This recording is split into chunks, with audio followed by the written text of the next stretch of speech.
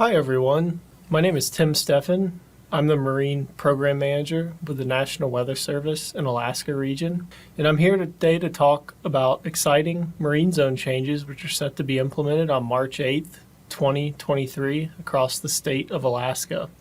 Why is the National Weather Service making these marine zone changes? We're looking to provide more specific marine weather information that better represents a given location and improves the accuracy of National Weather Service forecast, watch, warning, and advisory products.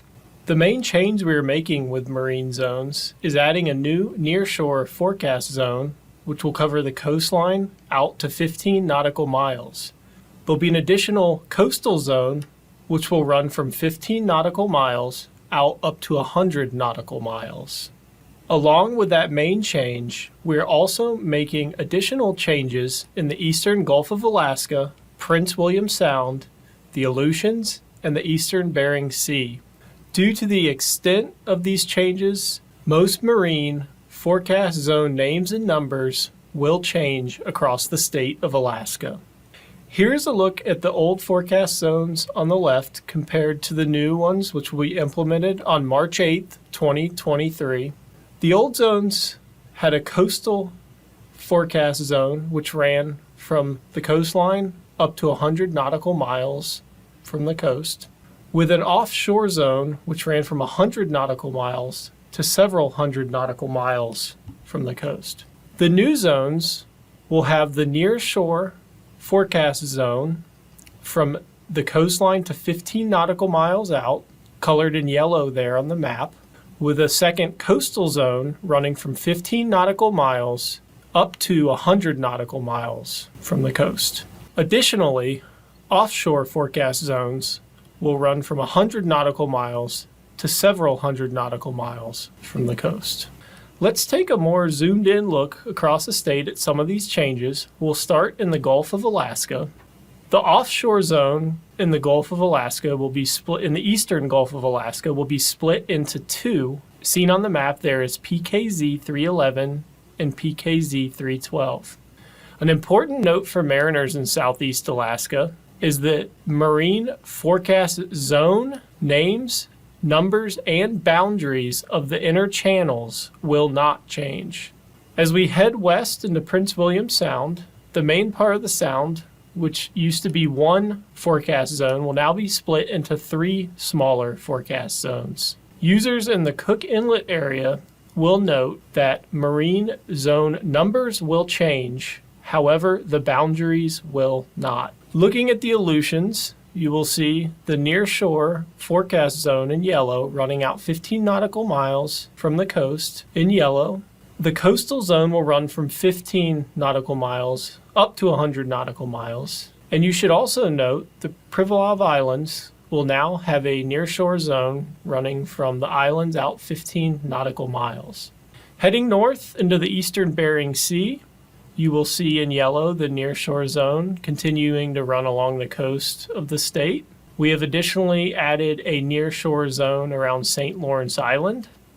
And you will also note that the large coastal zone that surrounded St. Lawrence Island has now been broken into four smaller forecast areas. Noted on the map is PKZ 850, 851, 853, and 854. Heading further north to the Arctic coast, the main change here you will note is the nearshore zone addition from 0 to 15 nautical miles from the coast. The zone names and numbers of the nearshore and coastal zones will change. However, you will also note the offshore zones labeled PKZ 500, 505, and 510 will not change. To recap, with the extensive changes being made across the entire state to National Weather Service marine zone boundaries, the names and numbers of these zones will change in most areas. Please familiarize yourself with these changes for the Alaskan waters you navigate and the forecast you use. The National Weather Service in Alaska has created a webpage specifically for these changes. You can visit this webpage at weather.gov/ARH, which stands for Alaska Region Headquarters /Marine. What you will find on this webpage is more detailed information on the changes, including why they were made and what we are looking to achieve with the changes. You will see an official press release from the National Weather Service, as well as important information regarding NOAA Weather Radio listeners. For NOAA Weather Radio listeners using receivers equipped with specific area message encoding, otherwise known as SAME, these listeners will need to add new SAME locations to their receivers prior to March 8, 2023. This is a critical requirement in order to continue receiving automated notifications of special marine warnings. The new SAME location codes can be found on a link on this webpage. Additionally, on the webpage, you'll find several maps, both statewide and of several zoomed-in areas around the state, in color and black and white. For higher bandwidth users, you will find links to a GIS map and a story map for additional details on the changes. Points of contact for these changes are myself, Tim Steffen, the Marine Program Manager at Alaska Region Headquarters, as well as my colleague Lindsay Tarduff-Huber, Warning Coordination Meteorologist for Alaska Region. Our email and phone information is on the screen. Thank you for listening today, and we look forward to hearing your feedback on these changes. Safe navigating.